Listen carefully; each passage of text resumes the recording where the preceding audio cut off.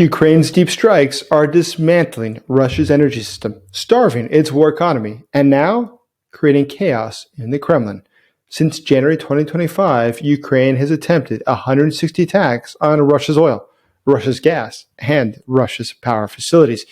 Each one is triggering detours, exposing weaknesses, and pulling units away from the front.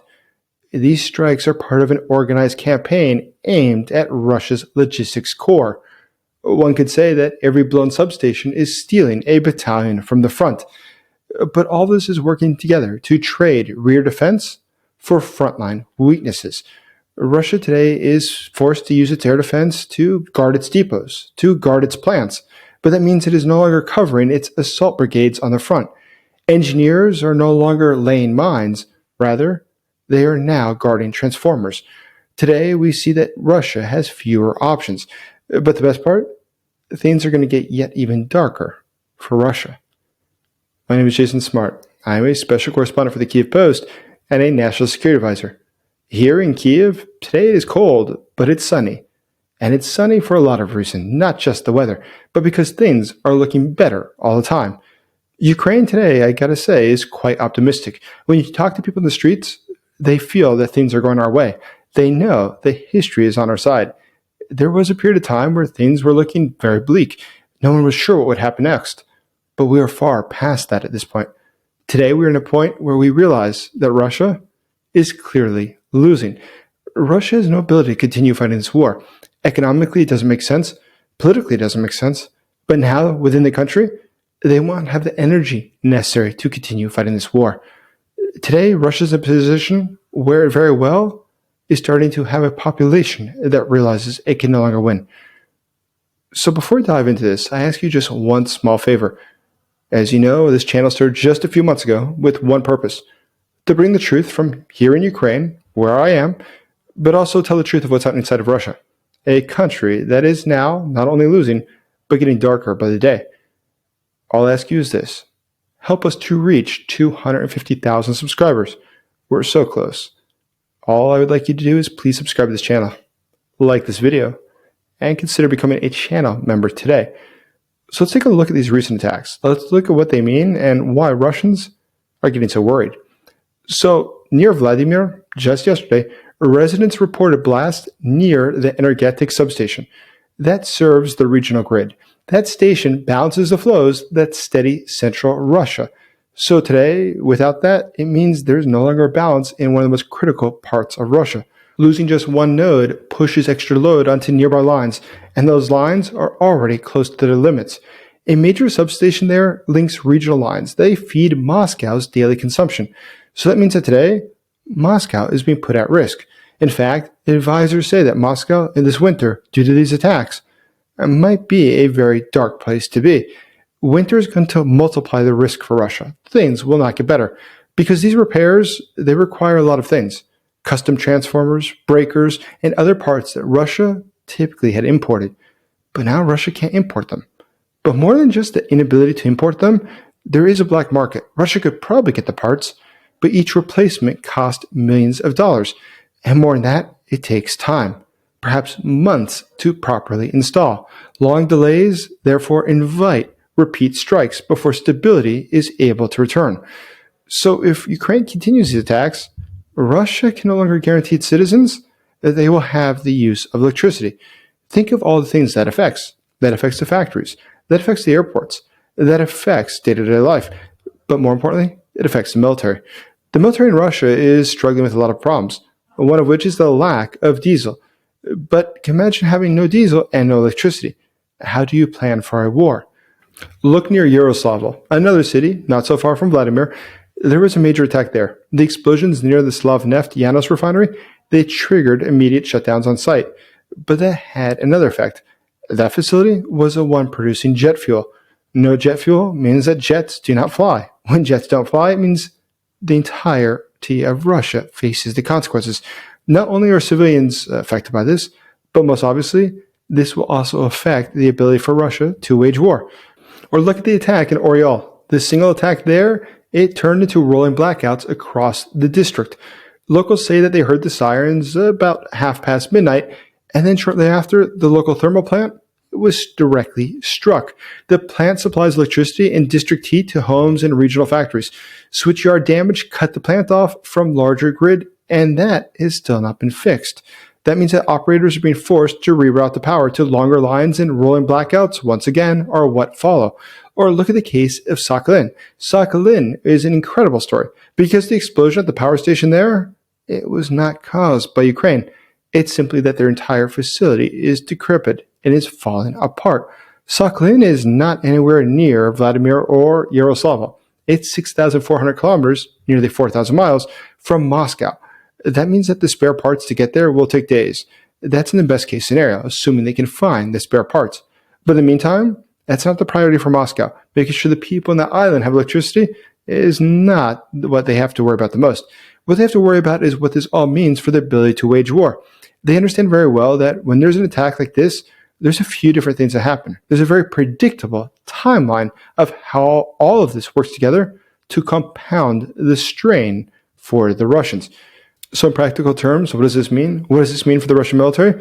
Well, it means that today, without the ability to produce electricity, to produce heat, Russia has some big problems. But it also is forced to create buffer zones. These buffer zones around these sites, around these facilities, consume more troops than new trenches.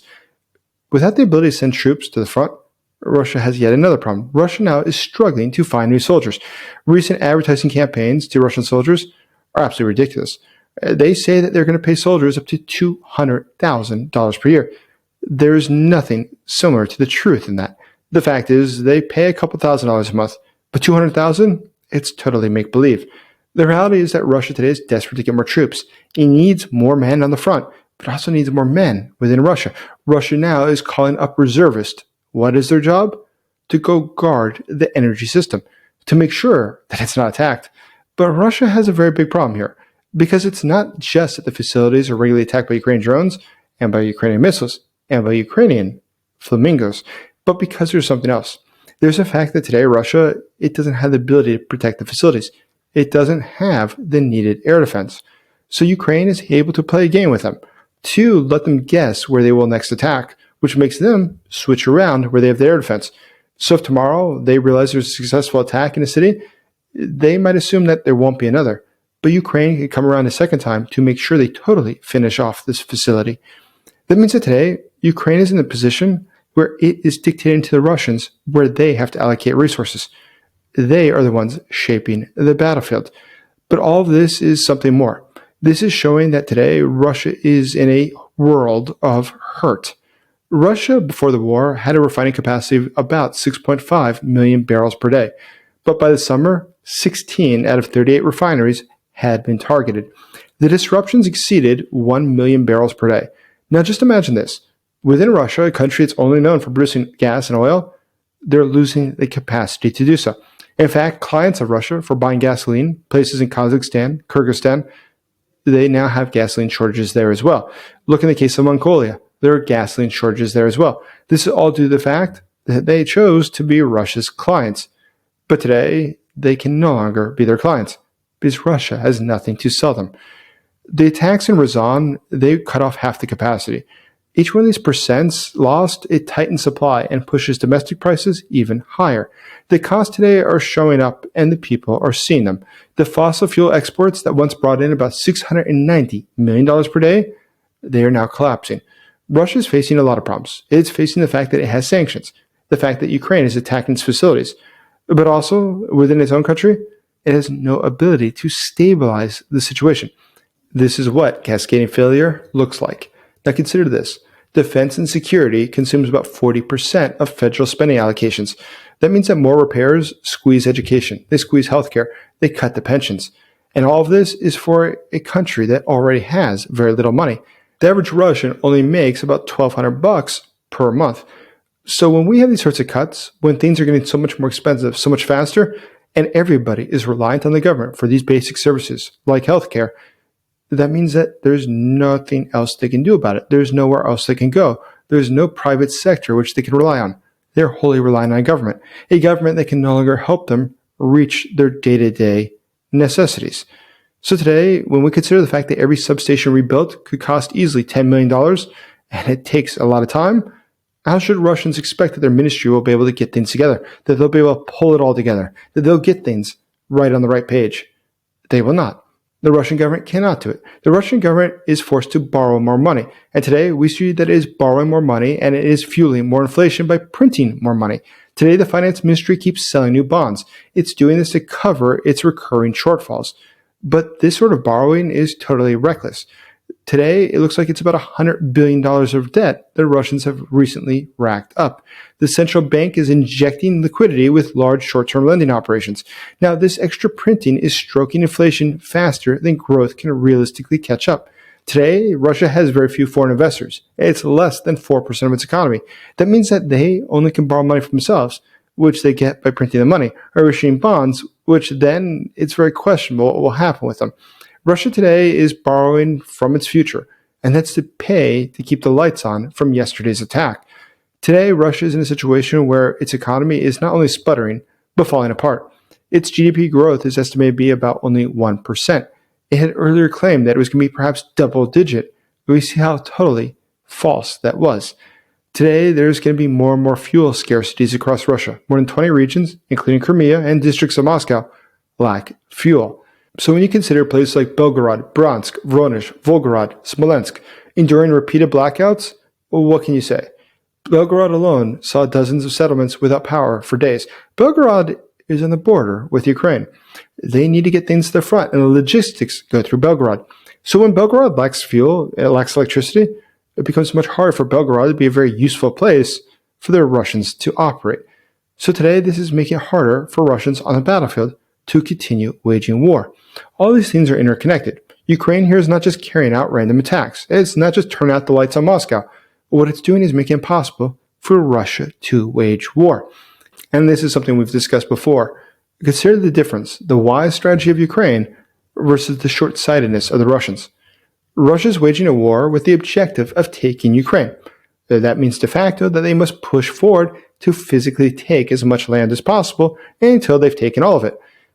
That's very clear. But Ukraine's objective is different. It is to stop Russia's ability to advance and to then eject the Russians.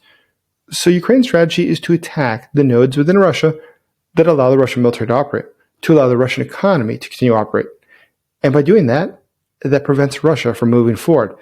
So Ukraine, in its scenario, doing its strategy, is able to allow the Russians to advance, to take something like Pokrovsk. Because if you take Pokrovsk, how does that fundamentally change the war? Is Moscow any closer to capturing Kyiv? Not in any real terms. It changes nothing. Fundamentally, nothing was gained. Russia might have 30,000 casualties, but it gained nothing in tangible terms. But Ukraine, by taking out Russia's ability to wage war, by attacking the various facilities that Russia needs to continue operating, that does prevent Russia from being able to advance. It has a very clear and very tangible result on the battlefield. So overall, who will win? It's not going to be the side that's going to lose tens of thousands of soldiers for villages in eastern Ukraine. It's going to be the side that is judicious, is wise, and chooses to invest its soldiers and its missiles on what will actually change the course of this war. Ukraine's strategy will change the course of this war. Russia's strategy will just kill more Russians. So today, when we look at this war, we look at what's happening, we can be sure about this. Russia's in a world of hurt, and things are going to get worse. And one of the things that is making it worse are drones. And as you know, I was recently in Donetsk, and last week I was also on the front near Kharkiv, as well as one in Sumy. In both those cases, talking to soldiers there, they were enthusiastic. They're optimistic about what comes next. Because today they realize that the Russian soldiers are wholly unprepared for what's coming. There is something big happening, and there's something big coming. And the soldiers, though, so there's one thing that we have done that's really helped them to do their jobs, and that is to give them drones.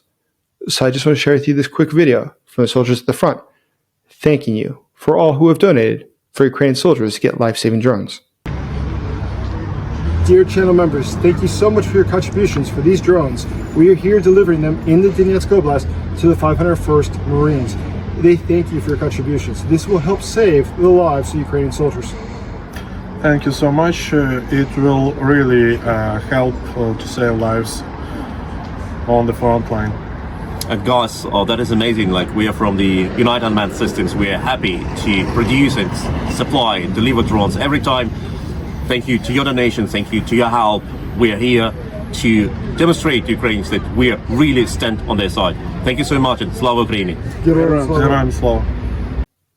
Thank you, everyone who has donated for drones. I greatly appreciate it. We've just started a new fundraiser, which you'll see pinned in the first comment below, to get more money for drones for Ukrainian soldiers. But what's interesting, another sponsor has offered to match all donations up to 50,000 euros. So any donation you make will be doubled in value. So please consider this Halloween today making a contribution that will help save the lives of Ukrainian soldiers. Today, the war is truly in a fascinating point. It's a point where things could rapidly change. But the high expectation, and the one that I have, looking at the battlefield, being here in Ukraine, following this war every single day since before it started, is that Ukraine is yet one day closer to victory. Thank you for watching. Please like this video, subscribe to this channel, and consider becoming a channel member today. And do leave your comments below. I enjoy reading them, and I love hearing where you're from. As always, thank you for supporting Ukraine.